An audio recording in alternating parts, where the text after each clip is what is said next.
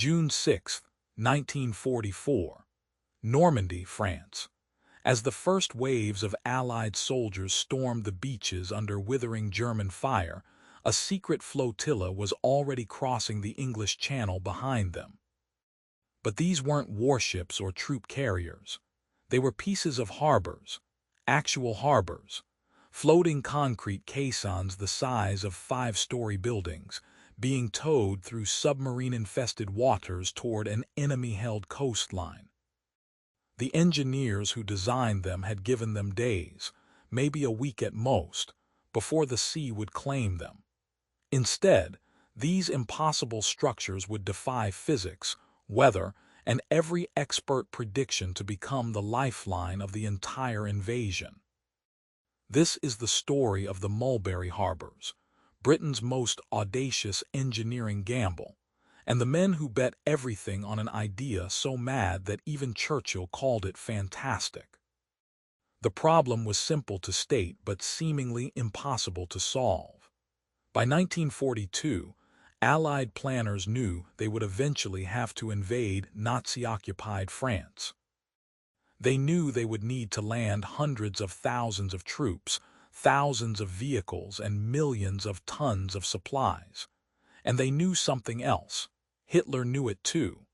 Every major port from Cherbourg to Calais was a fortress. Concrete bunkers, minefields, artillery positions overlooking the harbors. The Germans had turned France's ports into death traps, confident that without a functioning harbor, no invasion could succeed. An army needs 30 tons of supplies per day for every 1,000 men. The planned invasion force would require 12,000 tons daily, landing that over open beaches in all weather conditions. Military orthodoxy said it was impossible. In a smoke-filled room in London, Vice Admiral John Hughes Hallett stared at maps of the French coast and spoke words that would change the course of the war. If we cannot capture a port, we must take one with us. The idea was so preposterous that several officers in the room laughed. Take a harbor with us, across the English Channel, through mine-infested waters, past U-boat patrols, and somehow assemble it under German artillery fire. But Hughes Hallett wasn't joking, and when Winston Churchill heard the proposal, he didn't laugh either. He scrawled a note that would launch the most ambitious engineering project of the war: piers for use on beaches. They must float up and down with the tide. The anchor problem must be mastered. Let me have the best solution worked out. Don't argue the matter. The difficulties will argue for themselves. The man tasked with turning this fantasy into reality was a 51-year-old civil engineer named Bruce White. He had built roads and bridges across the British Empire, but nothing had prepared him for this. White assembled a team of Britain's most brilliant and unconventional engineers. They worked in absolute secrecy, scattered across the country in requisitioned country houses. Their families told they were doing routine war work. The challenge they faced was staggering. They needed to create artificial harbors capable of handling the same cargo volume as Dover, Britain's busiest port. These harbors had to be built in Britain, somehow transported across 100 miles of open sea, then assembled on hostile beaches with 20-foot tides, all while under potential enemy attack. And they had less than 2 years to do it. The design that emerged was audacious in its complexity. Each Mulberry Harbour would consist of several components, each solving a different piece of the puzzle. First, breakwaters to create calm water. These would be formed by phoenixes, massive concrete caissons, some as tall as a 5-story building, weighing up to 6,000 tons each. 60 of these giants would be built. Second, old ships called corncobs would be deliberately sunk to create additional breakwater protection. Third, floating pier heads called spuds would rise and fall with the 20-foot Normandy tides. And finally, Floating roadways called whales would connect the pierheads to the beach, flexible enough to ride the waves but strong enough to carry 40-ton tanks. Across Britain, the construction began in absolute secrecy. In the Thames estuary, in Southampton Water, in Scottish locks, massive concrete caissons began to take shape. Workers were told they were building components for the invasion, but never the full picture. Security was so tight that different sections were built in different locations, and no single workforce saw the complete design. The Phoenix caissons were engineering marvels in themselves. Each was a hollow concrete box, divided into compartments that could be flooded or pumped out to control buoyancy. They had to be light enough to float, strong enough to withstand Atlantic storms, and stable enough to be towed across the channel. The concrete mix was experimental, the reinforcement patterns untested at this scale. Everything was a calculated risk. In a quiet workshop in Surrey, engineer Alan Beckett worked on the whale roadways. These floating bridges had to flex with the waves while supporting the weight of Churchill tanks. Too rigid and they would snap. Too flexible and vehicles would slide off. Beckett's solution was elegant. Articulated steel spans that could pivot at connection points, riding the waves like a snake. Each span was 80 feet long. They would need enough to create 10 miles of floating roadway. The pierheads presented their own nightmare. Each spud unit was a steel platform supported by legs that could telescope up and down with the tide. As the tide rose, the platform would float up the legs. As it fell, the platform would settle down, always remaining level. In theory. No one had ever built anything like this at such scale. The first full-size prototype was tested in a Scottish lock. Engineers watched nervously as the tide came in. The platform rose smoothly, then stuck, then tilted. Back to the drawing board. By early 1944, the construction was reaching its climax. The Thames estuary looked like a forest of concrete giants. 60 Phoenix caissons stood in the water, some taller than Nelson's column. The logistics of moving them were staggering. Each had to be towed individually by tugs. The journey from the Thames to Normandy would take 3 days. They would be vulnerable to U-boats, mines, and storms. And once they arrived, they had to be positioned with precision and then sunk in exactly the right spot by flooding their compartments. There would be no second chances. If a caisson sank in the wrong place or broke apart during towing, months of work and thousands of tons of irreplaceable concrete would be lost. The men who would tow these giants were civilian tugboat crews, many of them old sailors who had spent their lives in coastal waters. Now they were being asked to tow structures the size of apartment buildings across the channel in wartime. The crews trained in secret, practicing with the caissons in British waters. The Phoenix units wallowed in the water like drunken whales. They were barely stable, their flat bottoms catching every wave. In anything above a moderate sea, they threatened to break their tow lines or capsize. The crews learned to read the moods of their concrete charges, adjusting speed and direction to keep them stable. It was more art than science. June 6, 1944, D-Day. As the invasion began, the first components of the Mulberry Harbours were already at sea. The old ships designated as corncobs were sailing toward Normandy under their own power, ready to be scuttled as breakwaters. Behind them, the first Phoenix caissons were being towed across the channel. The weather was marginal, the seas rough. Engineers aboard the tugs watched their concrete charges with mounting anxiety. Some caissons were taking on water through hairline cracks. Others were yawing wildly in the waves, threatening to break free. 2 caissons broke their tow lines and had to be abandoned.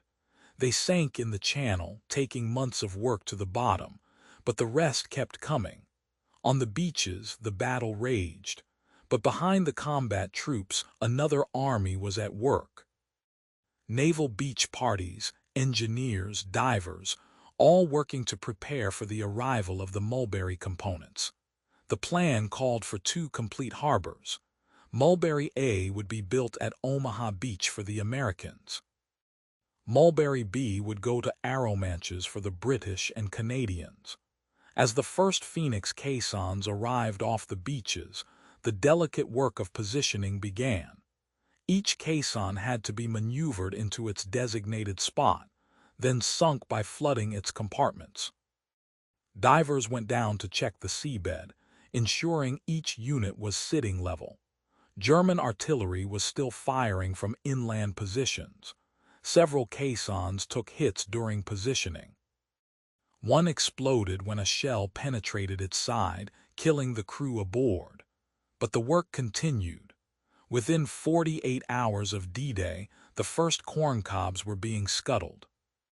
Old merchant ships, their final voyage complete, were deliberately sunk in lines to form the outer breakwaters. Their crews evacuated to small boats and watched as their ships settled into the sand.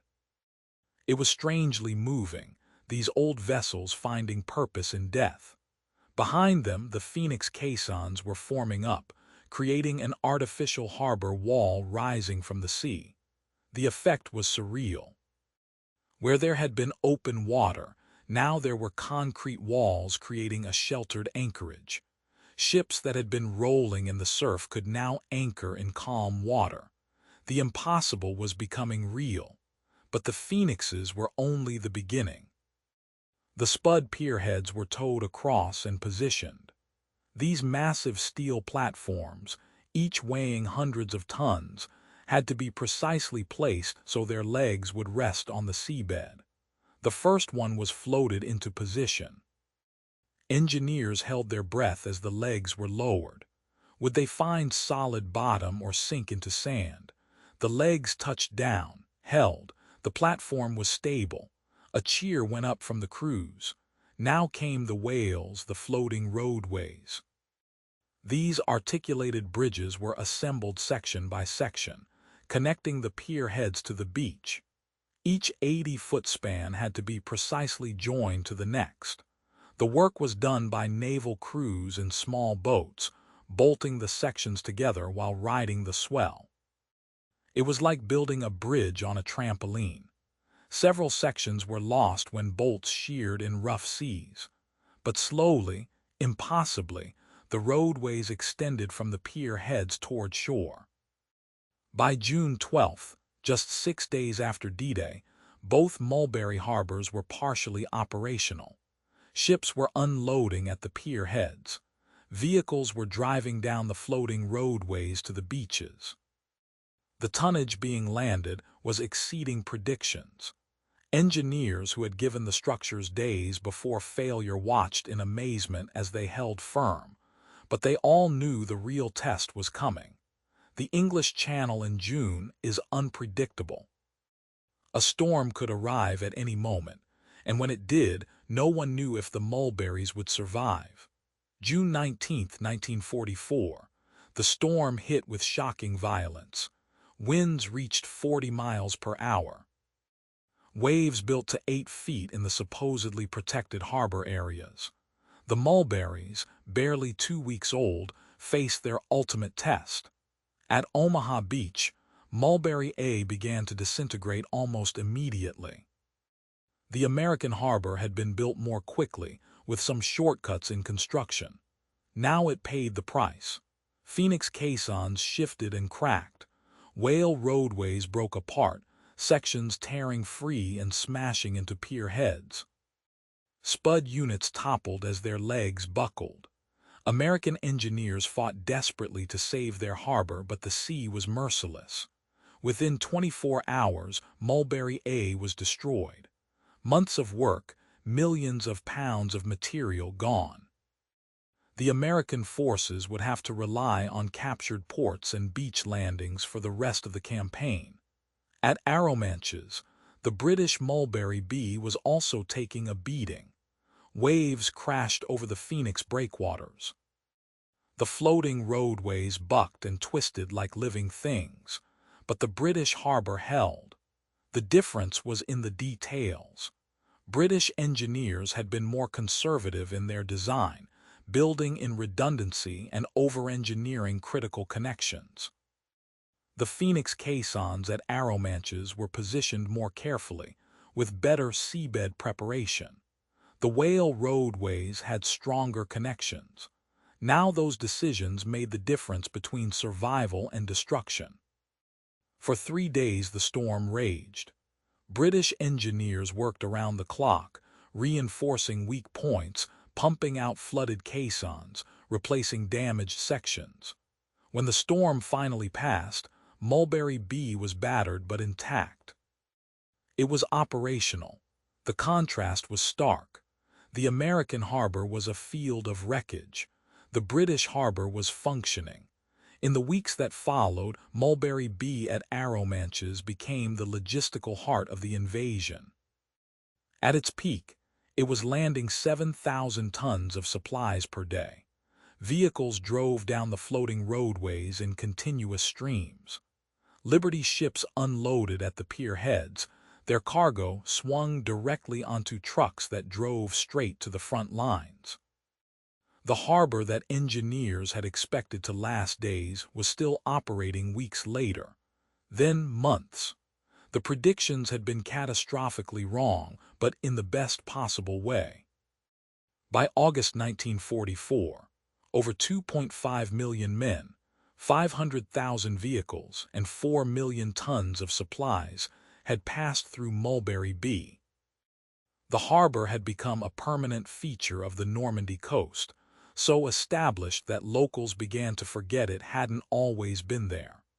Engineers continued to maintain and improve it, adding new sections, reinforcing old ones. The Phoenix caissons, which were supposed to crack and flood, remained watertight. The whale roadways, expected to break apart, flexed and held. The spud pier heads rode the tides day after day without failure.